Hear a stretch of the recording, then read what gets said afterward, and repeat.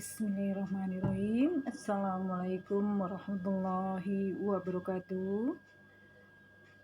Apa kabar anak-anak? Salam sehat untuk kita semua. Alhamdulillah kita masih bisa bertemu kembali dalam materi pelajaran IPS.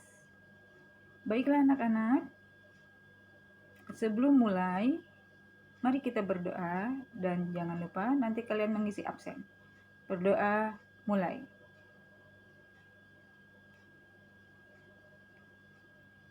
Selesai. Ibu berharap kalian selalu dalam lindungan Allah Subhanahu wa Ta'ala, dan tidak kurang semangat kalian untuk tetap belajar dan belajar walaupun kita masih dalam keadaan pandemi seperti ini. Baiklah anak-anak, materi pelajaran kita hari ini adalah tentang dinamika penduduk Eropa. Nah, sebelumnya kita sudah mempelajari tentang keadaan alam benua Amerika dan potensi alam yang ada di benua Eropa tersebut. Nah, selesai pembelajaran ini diharapkan kalian mampu menganalisis tentang dinamika penduduk Eropa dan menyajikan hasil analisis tentang dinamika penduduk Eropa.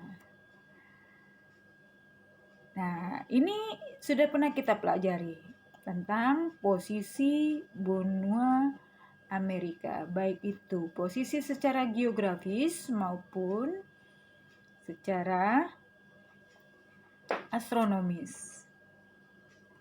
Nah, ini letaknya benua Eropa yang sudah pernah kita pelajari. Nah, baik. Nah, kita mulai mempelajari tentang penduduk Eropa. Pada tahun 2005, penduduk Eropa mencapai 730 juta jiwa dan pada tahun 2015 bertambah menjadi 742 juta jiwa. Artinya, pertumbuhan penduduk bangsa Eropa itu sangat rendah, kurang dari 1%, bahkan hanya 0,2% per tahun.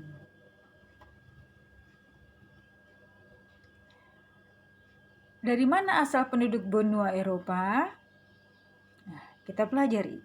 Sebagian besar penduduk Eropa merupakan bangsa-bangsa dari ras Kaukasoid yang berkulit putih dan berambut pirang. Seperti yang banyak kita lihat, ya, bagaimana ras Kaukasoid yang menjadi penduduk benua Eropa.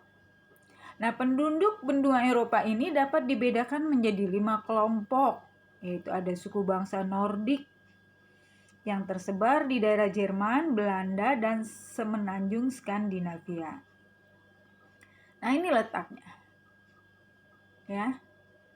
Letak negara-negara suku bangsa Nordik. Nah, berdasarkan mitologi, kepercayaan masyarakat Eropa Utara, yaitu negara Denmark, Norwegia, Islandia, dan Swedia, sebelum kedatangan agama Kristen, ya, bangsa Nordik ini menyebar ke negara-negara Eropa Utara lainnya, termasuk Islandia yang memiliki sumber-sumber mitologi tersebut. Jadi itu merupakan kepercayaan masyarakat Eropa Utara. Nah, ini dia. Ini salah satu contoh lukisan tentang dewa-dewi dalam kebudayaan Nordik di Eropa. Kemudian suku bangsa Alpen. Mereka tinggal di wilayah tengah. Orang-orang Alpen Eropa merupakan keturunan bangsa Celtic dan Illyria awal yang menjajah Eropa serta suku-suku Jerman dan Slavia yang menginvasi wilayah ini setelah kekuasaan Romawi berakhir. Ya, kita mengenal pegunungan Alpen. Nah, di sanalah mereka tinggal. Nah, ini contohnya. Ya, contoh penampakan suku bangsa Alpen. Kita lanjut. Yang berikutnya adalah suku bangsa Mediteran yang tinggal di Italia, Yunani, dan Spanyol. Kalau kita bicara masalah Italia, pasti kalian teringat dengan pemain bola idola kalian. Nah, suku bangsa Mediteran yang tinggal di wilayah tengah seperti Prancis, Swiss, dan Belgia ini memiliki ciri-ciri bermata agak kecoklatan, berambut hitam kecoklatan, dan mereka tinggal di Italia, Yunani, dan Spanyol. Nah, ini dia. Tadi yang seperti Ibu sudah katakan, kalian pasti teringat dengan pemain idola kalian yang memang banyak berasal dari Eropa. Ya. Nah, pencinta bola pasti tersenyum-senyum melihat gambar ini. Kemudian suku bangsa Slavia yang tinggal di Bulgaria, Rusia, dan Yugoslavia. Suku bangsa Slavia Selatan mencakup orang-orang Bosnia, Bulgaria, Kroasia, Makedonia, Montenegro, Serbia, dan Slovenia.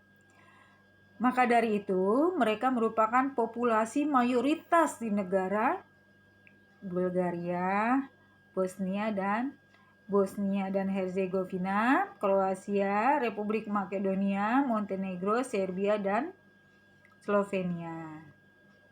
Nah, ini contoh penampakan dari orang-orang Bosnia, ya, dari suku bangsa Slavia, ya, Herzegovina, Kroasia. Nah, ini dia. Yang kelima adalah suku bangsa Dinara yang tinggal di Rumania. Suku bangsa Dinara ini memiliki ciri-ciri berambut hitam kecoklatan dan mereka tinggal di Rumania.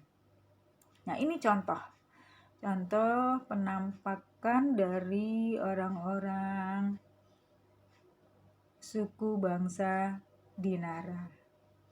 Ya. Nah, ini dia. Nah, bagaimana komposisi penduduk benua Eropa berdasarkan usia, berdasarkan umur? Nah, kita lihat. 16% kurang lebih berusia 15 tahun. 17% kurang lebih berusia 65 tahun. 33% kurang lebih berusia tidak produktif. 67% kurang lebih berusia produktif. Jadi, mayoritas penduduk Eropa itu adalah usia produktif yang masih aktif bekerja. Nah, kegiatan perekonomian penduduk Eropa, lebih dari 50% penduduk Eropa bekerja di bidang perindustrian. Kenapa? Karena lahan pertanian di Eropa itu sangat sempit. Dan untuk pertanian di Eropa dilaksanakan secara intensif. Untuk sektor perikanan di Eropa sangatlah maju dan merupakan penghasil terbesar yang banyak digunakan sebagai bahan industri dan konsumsi masyarakat. Sektor lain adalah pertambangan dan perdagangan. Pertambangan diusahakan secara modern dan perdagangan berperan lebih dari separuh ekspor impor dunia. Nah, ini komposisi agama yang dianut oleh bangsa Eropa. Mayoritas beragama Katolik Roma. Kemudian agama Kristen Protestan, agama Kristen Ortodok, dan Islam. Kalian perhatikan baik-baik. Ya, ini adalah kepercayaan atau agama yang dianut oleh bangsa Eropa. Kita lanjut. Ya. Bahasa Inggris merupakan bahasa resmi di benua Eropa. Namun, masing-masing negara di Eropa juga memiliki bahasa sendiri. Ada bahasa Rusia yang menjadi bahasa terbesar, lalu diikuti dengan bahasa Jerman, Spanyol, Prancis, Turki, Swedia, Norwegia, Hongaria, Albania, dan lain-lain. Nah, bagaimana seni budaya bangsa Eropa? Eropa sangat terkenal dengan hasil karya seni yang sangat berkualitas sebagai peninggalan dari zaman Yunani dan Romawi. Nah, budaya seni masyarakat Eropa yang telah lama berkembang sejak zaman prasejarah ada dalam bentuk tulisan dan lukisan pada batu. Periode berikutnya adalah periode klasik, Bizantium, abad pertengahan, Gotik, Renaissance, Barok, Rokoko, Neoklasik, Modern, dan Pasca Modern, di mana pada periode-periode tersebut bangsa Eropa banyak sekali menghasilkan karya seni yang bermutu tinggi dan sangat berkualitas. Nah, sumber budaya masyarakat Eropa ini yang seperti tadi sudah Ibu katakan berasal dari Yunani dan Romawi. Dalam bidang ilmu pengetahuan, Eropa sangat terkenal dan terkemuka khususnya di bidang filsafat. Nah, ini dia. Seperti Thomas Young. Ya, dia adalah seorang ilmuwan yang memiliki kontribusi di bidang optika. Nah, kemudian Benjamin Franklin yang juga terkenal sebagai pendiri negara Amerika. Ya, dia seorang ilmuwan, dia juga seorang penulis dan dia juga seorang politikus. Kemudian ada Hans Christian Ørsted, seorang fisikawan sekaligus kimiawan berkebangsaan Denmark yang memiliki kontribusi penting di dunia sains. Nah, kemudian ada Michael Faraday, seorang kimiawan sekaligus sebagai fisikawan Inggris ya, yang pertama kali menghasilkan arus listrik dari sebuah medan magnet. Nah, bagaimana kualitas dari masyarakat Eropa terbagi menjadi dua.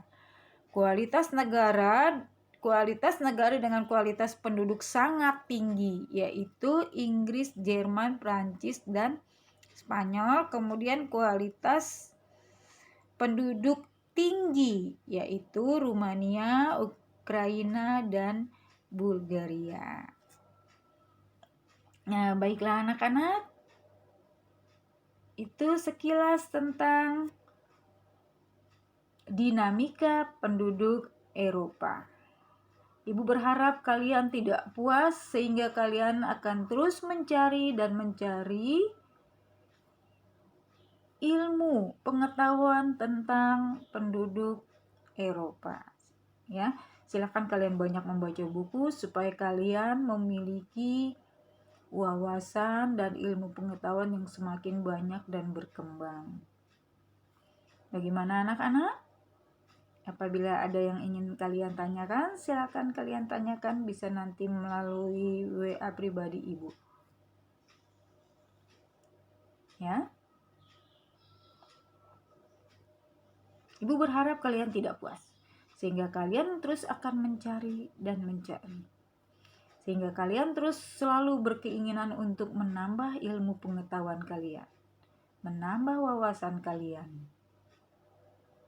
Bagaimana anak-anak?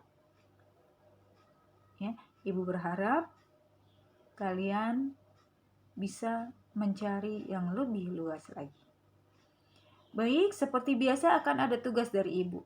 Tugas kalian adalah kalian rangkum dari apa yang tadi sudah Ibu jelaskan. Kalian buat rangkumannya, kemudian kalian tulis di buku, kalian foto, kirim ke WA pribadi Ibu atau kalian japri ke WA Ibu. Paham anak-anak? Ibu ulangi. Tugas kalian hari ini adalah kamu buat rangkuman dari apa yang sudah Ibu jelaskan. Kemudian kamu japri ke WA Ibu. Ibu tunggu sampai pukul 14.00. Sudah paham dengan tugas yang Ibu berikan? Baik. Ya. Nah, yang kemarin-kemarin belum mengumpulkan tugas, segera kalian kumpulkan tugasnya. Ya, karena tugas-tugas kalian itu akan digunakan untuk mengisi rapot kalian. Baiklah anak-anak. Ibu akhiri, lebih dan kurangnya Ibu mohon maaf. Wassalamualaikum warahmatullahi wabarakatuh.